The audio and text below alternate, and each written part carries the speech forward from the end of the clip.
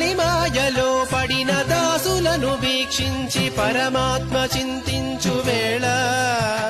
స్వామి చింతను దీర్చ పయనించే శేషుడే పరమాత్మ ఉనికి చాటేలా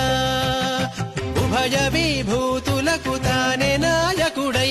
ఆదిశేషుని రాకలోక మంగళమై ఉభయ విభూతులకు తానే నాయకుడై ఆదిశేషుని రాకలోక మంగళమై రామానుజాచార్య నామ శోభితుడై ఓం నమో నారాయణ ఓం నమో నారాయణ ఓం నమో నారాయణ ఓం నమో నారాయణ ఆదిశేషుని రూపమాచార్యుడీతడే యతిరాజ రామానుజ కరియింతురల్లరని తిరుమంత్రమును చాటే భగవద్రామ